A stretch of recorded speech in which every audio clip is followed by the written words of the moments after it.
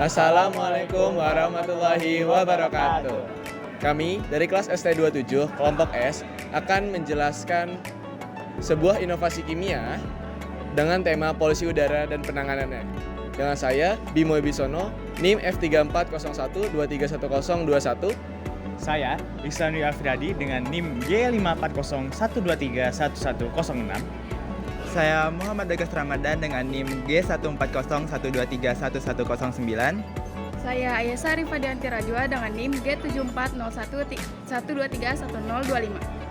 Selamat menyaksikan.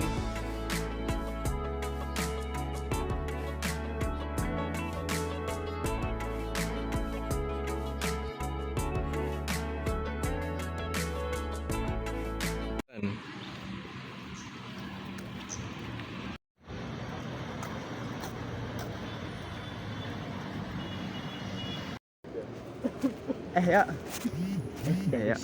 Tumben pakai masker. Iya nih, polusi udara di Jabodetabek lagi parah-parahnya, makanya gue batuk. Oh iya juga ya. By the way, gue duluan ya. Oh iya.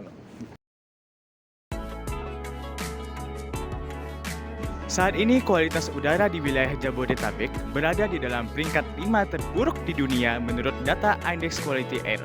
Level ini dapat diartikan bahwa udara di wilayah Jabodetabek berada dalam kondisi tidak sehat bagi masyarakat, sehingga ketika berpergian harus menggunakan masker.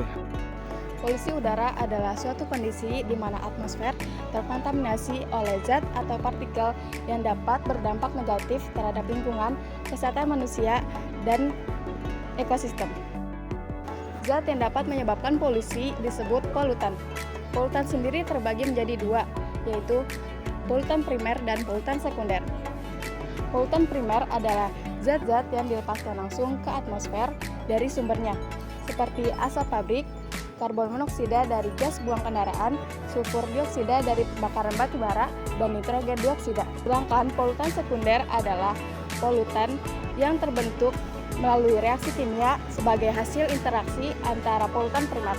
Contohnya adalah ozon, sulfur trioksida, dan hidrogen peroksida. Polusi udara pasti memiliki dampak. Dampaknya pada manusia yang pasti memudahkan manusia terkena penyakit.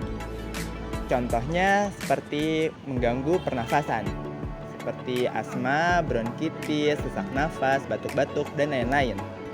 Ini disebabkan oleh partikel-partikel halus dan nitrogen dioksida yang ada di udara. Selain pada manusia, dampaknya juga kerasa pada lingkungan. Ini karena polusi udara itu bisa merusak lingkungan. Contohnya karena polusi udara itu dapat merusak tanaman, hutan, bahkan sampai ekosistem. Terus polusi udara juga bisa mencemari air dan tanah. Karena zat-zat yang mencemari udara itu juga bisa mencemari air dan tanah, contohnya amonia. Terus yang paling kerasa adalah perubahan iklim.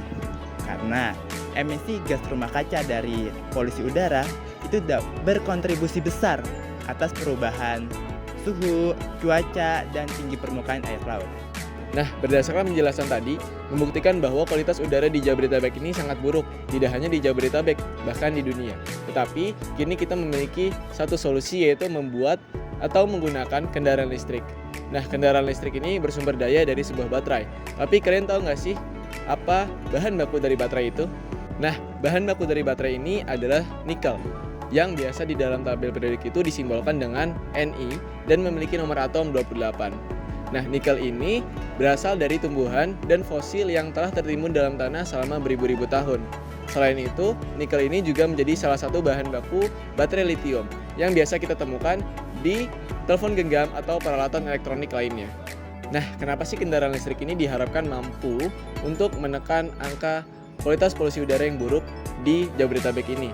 Karena kendaraan berbahan bakar fosil ini mampu menghasilkan 125 gram per kilometer emisi CO2, sedangkan kendaraan listrik hanya mampu menghasilkan 0-5 gram per kilometer emisi CO2. Dan hal itu membuktikan bahwa kendaraan listrik mampu mengatasi polusi udara yang buruk di wilayah Jabodetabek ini. Sekian video dari kami, semoga bermanfaat. Terima kasih telah menyaksikan. Assalamualaikum warahmatullahi wabarakatuh.